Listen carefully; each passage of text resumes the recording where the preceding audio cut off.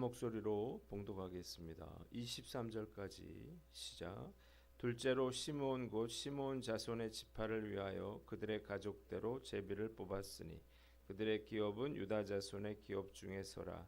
그들이 받은 기업은 브엘세바 곧 세베와 몰라다와 하살수알과 발라와 에셈과 엘돌랏과 부들과 후르마와 시글락과 벨 말가복과 하살수사와 벳 르바옥과 시루헨이니 13성읍이요 또 그 마을들이며 또 아인과 림몬과 에델과 아산이니 4성읍이요 또 그 마을들이며 또 네겝의 라마 곧 바알랏 부엘까지 이 성읍들을 둘러있는 모든 마을들이니 이는 시므온 자손의 지파가 그들의 가족대로 받은 기업이라.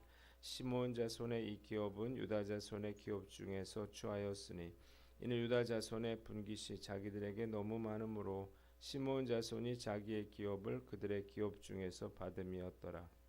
셋째로 스불론 자손을 위하여 그들의 가족대로 제비를 뽑았으니 그들의 기업의 경계는 사릿까지이며 서쪽으로 올라가서 마랄라에 이르러 다베셋을 만나 용노암 앞 시내를 만나고 사릿에서부터 동쪽으로 돌아 해뜨는 쪽을 향하여 기슬롯 다볼의 경계에 이르고 다브라스로 나아가서 야비아로 올라가고 또 거기서부터 동쪽으로 가드 헤벨을 지나 엣가신에 이르고 네아까지 연결된 림몬으로 나아가서 북쪽으로 돌아 한나돈에 이르고 립다엘 골짜기에 이르러 끝이 되며 또 갓닷과 나알랄과 시므론과 이달라와 베들레헴이니 모두 12성읍과 그 마을들이라. 스불론 자손이 그들의 가족대로 받은 기업은 이 성읍들과 그 마을들이었더라. 넷째로 이사갈 곧 이사갈 자손을 위하여 그들의 가족대로 제비를 뽑았으니 그들의 지역은 이스라엘과 그슬롯과 수넴과 아브라임과 시온과 아나하랏과 랍빗과 기시온과 에베스와 레멧과 엔간님과 에낫다와 벳 바세스이며 그 경계는 다볼과 사하수마와 베세베스에 이르고 그 끝은 요단이니 모두 16성과 그 마을들이라. 이사갈 자손 지파가 그 가족대로 받은 기업은 이 성읍들과 그 마을들이었더라. 아멘. 오늘은 여호수아서 19장 말씀을 가지고 믿음으로 일구는 기업, 이런 제목으로 말씀 전하겠습니다. 자, 오늘 본문은 시므온과 스불론과 이사갈 지파의 기업 분배에 대해서 나와 있습니다. 첫째로 시므온 지파의 기업이 1절로 9절에 나와 있어요. 자, 어제 베냐민 지파에 이어서 두 번째로 시므온 지파가 제비를 뽑았습니다. 그런데 시므온 지파는 각 가문별로 유다 지파의 목 가운데에서 그들의 땅을 분배받게 됩니다. 그래서 시므온 지파의 땅은 유다 지파의 땅 안에 있게 되었습니다. 두 번째 10절로 16절 스불론 지파의 기업에 대해서 나와 있는데, 세 번째로 스불론 지파가 제비를 뽑습니다. 스불론 지파는 가나안 땅 북부 갈릴리 지방에서 기업을 얻게 되고 아셀과 납달리 기업의 남쪽으로 가드에벨 등 12개의 성읍을 분배받게 되었다 그랬어요. 세 번째 17절로 23절 이사갈 지파의 기업인데, 스불론 지파 기업의 동남쪽, 므낫세 지파 기업의 북동쪽에 기업을 얻게 되고 이스라엘, 수넴, 다볼 등 16개의 성읍을 분배받게 되었다는 것이 오늘 우리가 읽은 본문의 내용이에요. 자, 오늘 본문이 우리에게 주는 몇 가지 교훈이 있는데, 첫째로 불순종의 위험성을 알라 하는 것입니다. 한번 따라해 봅시다. 불순종의 위험성을 알라.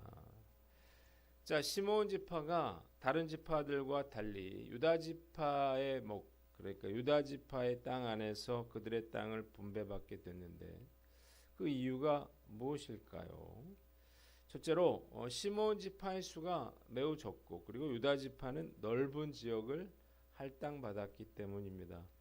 시므온 지파의 수는 당시에 22,200명으로서 12지파 중에서 가장 적었습니다. 민수기서 26장 51절에 나와 있어요. 반면에 유다 지파는 인구에 비해서 많은 지역을 할당받았다 9절에 나와 있죠.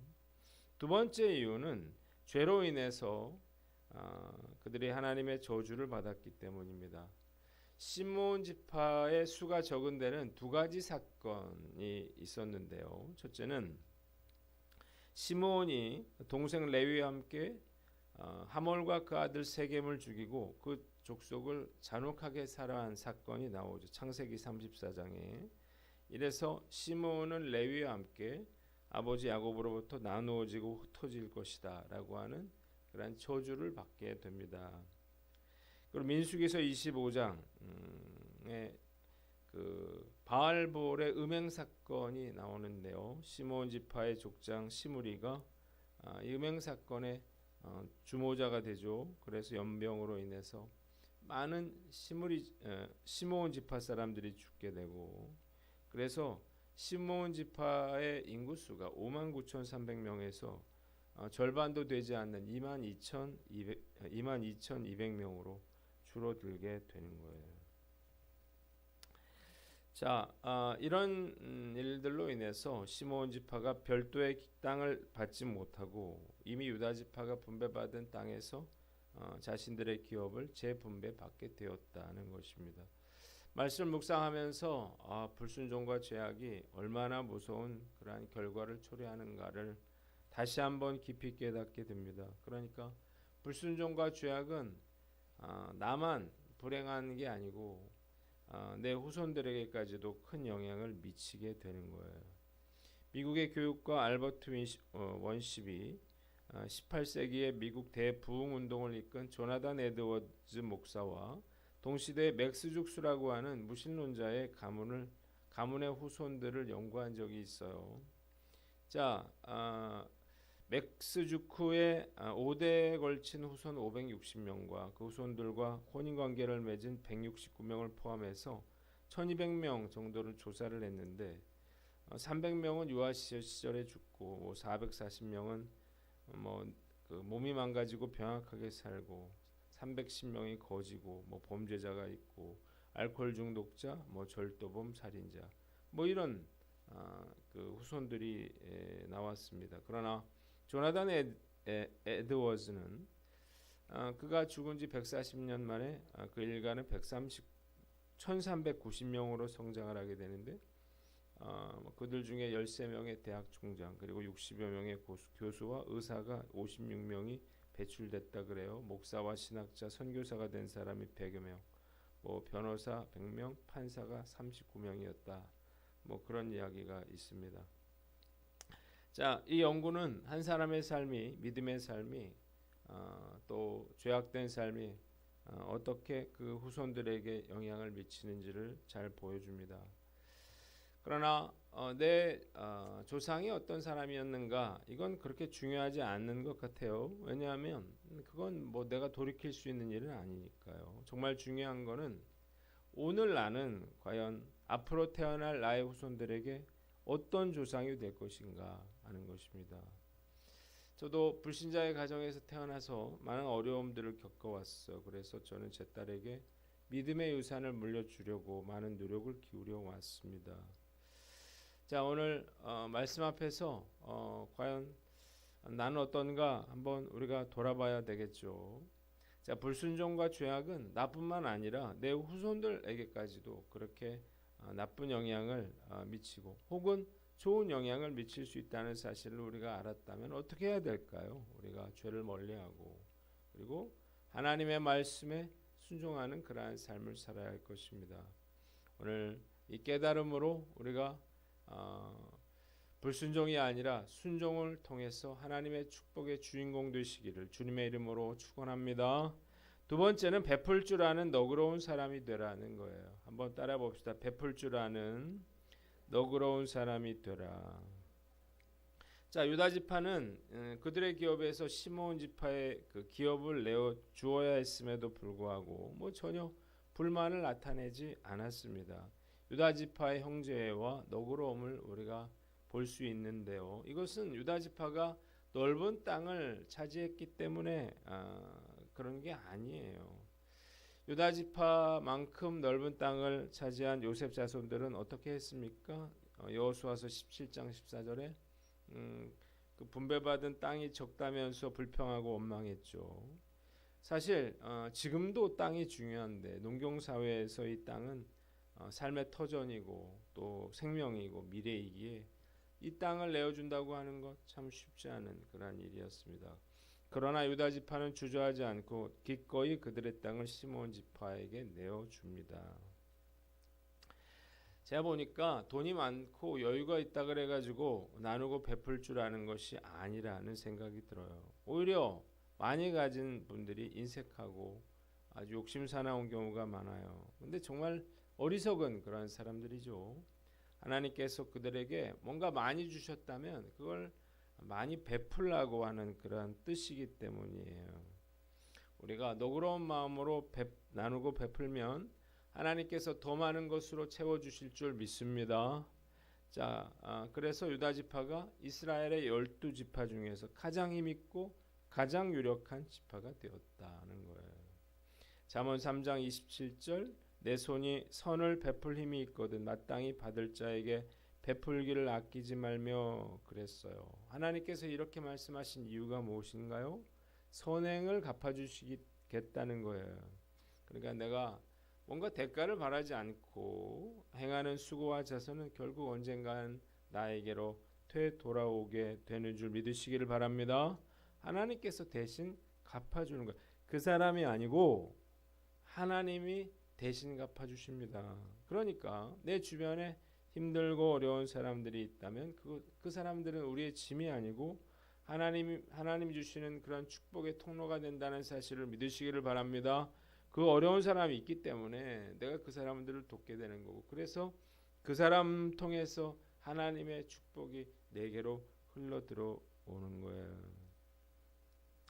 그러니까 어려운 사람들 보면서도 나도 힘든데 뭐 나중에 돈 많이 벌고 이런 말 하는 것 정말 어리석은 그런 말이죠.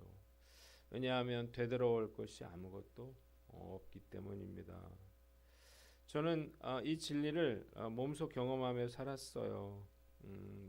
많은 저의 작은 나눔과 선행을 통해서 하나님이 때를 따라 그렇게 수십 배 수백 배로 갚아주셨기 때문입니다.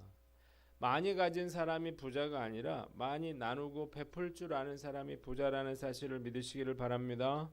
우리 교회 참 좋은 교회라는 생각이 드는 것. 그렇게 참 서로 나누고 베풀 줄 아는 분들이 그런 아름다운 따뜻한 마음을 가진 분들이 참 많이 있다는 거예요. 그래서 우리 교회가 부자 교회구나 저는 그런 생각을 해봅니다. 오늘 난 어떤가 돌아보고 어렵다 힘들다 핑계대지 않고 최선을 다해 나누고 베풀어서 큰 축복을 받는 저와 믿음의 사람 되시기를 주님의 이름으로 축원합니다. 마지막으로 하나님의 약속의 성취를 믿어라는 것입니다. 한번 따라해 봅시다. 하나님의 약속의 성취를 믿어라. 자, 이사갈 지파는 북쪽으로 납달리 지파, 남쪽으로 므낫세 지파, 서쪽으로 스불론 지파, 동쪽으로 요단강을 경계로 가는 갈릴리 호수 주변의 땅에서 16개의 성읍과 촌락을 기업으로 차지했어요. 그런데 이 지역에는 뭐가 있었냐면 이스라엘 평화가 있었습니다. 농사를 짓기에 적합했는데 바로 이스라엘에 뭐가 있었냐면요. 나봇의 포도원이 있었어요. 그러니까 이 땅이 얼마나 비옥했는지 우리가 알 수 있죠. 이사갈 지파가 비옥한 토지를 기업으로 받은 건 역시 그 야곱의 예언의 성취라는 사실을 믿으시기를 바랍니다.